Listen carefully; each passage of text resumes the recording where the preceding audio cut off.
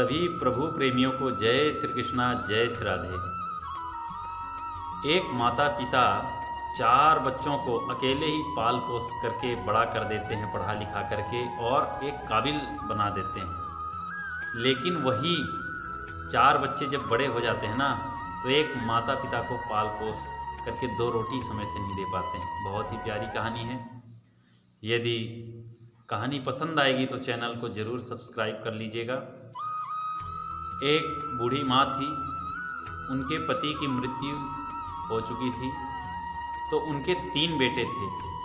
तो उनको उन्होंने पढ़ाया लिखाया, दूसरे के घर में काम करती थी और पढ़ा लिखा करके उनको बड़ा किया, काबिल बनाया।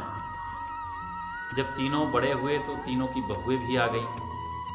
घर में खुशी की लहर दौड़ गई, सभी बड़े प्रसन्न थे। 3 बहुएं, और वो बूढ़ी माँ भी बहुत प्रसन्न रहती थी। लेकिन एक समय आता है कि धीरे धीरे वो जो बूढ़ी माँ है वो बीमार हो जाती है। अब धीरे धीरे क्या है कि नाती पोते भी हो गए, बहुएं अपने बच्चों को पढ़ाने लिखाने लगी, और जो वो दादी थी बीमार हो गई, तो धीरे धीरे लोग उनका ख्याल रखना बंद कर दिए। बड़ा वाला बेटा कहता कि छोटे वाले को कि तुम देख लेना थोड़ा माँ को, मैं अभी बाहर हूँ।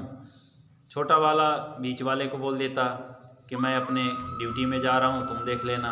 तो इस तरह से एक दूसरे को कहते, लेकिन उनका कोई ख्याल नहीं रख पाता था। ठीक उसी तरह से बहुएं एक दूसरे को कि तुम देख लेना, तुम देख लेना, लेकिन ना तो टाइम से कोई उन्हें भोजन देता, ना तो दवा देता, और इस तरह से उनका जीवन हो गया। जिस बूढ़ी माँ ने इन तीनों को पाल पोस करके बड़ा किया, तो ये 3 मिल करके भी एक को ध्यान नहीं रख पा रहे हैं, ना तो बेटे ना तो बहुएं। अब जो बहुएं के जो पुत्र हुए थे, तीनों को, किसी को बेटा किसी को बेटी, तो वो सब इस दृश्य को देखते थे।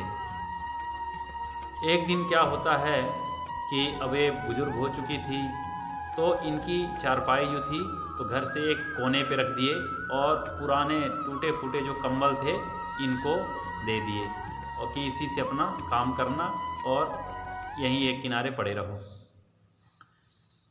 इस तरह से वो बूढ़ी माँ बहुत दुखी हुई कि जिन बच्चों को मैंने पाला पोसा, अपना जीवन का सब सुख त्याग दिया और काबिल बनाया, आज ये मुझे एक कोने पे घर के फेंक दिए हैं। बहुत दुखी हुई बेचारी। जो पोते थे वो दादी के पास जाते थे, लेकिन वो छोटे बच्चे थे, वो क्या कर पाते। एक दिन जब पति और पत्नी, वो तीनों भाई और बहुएं बैठे थी, तो वहीं पर पोते भी बैठे थे।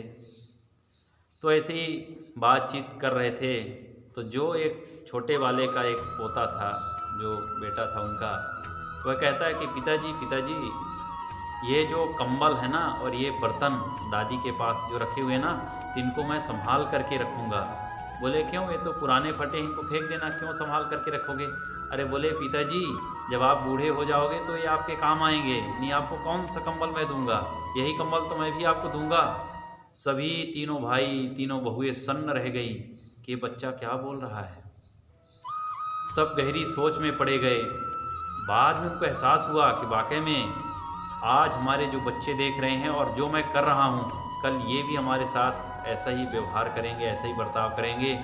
उन्होंने जा कर के अपनी माँ के चरण पकड़ लिए और रोने लगे। बोले माँ, मुझसे बहुत बड़ी गलती हुई, मुझे माफ़ कर दो।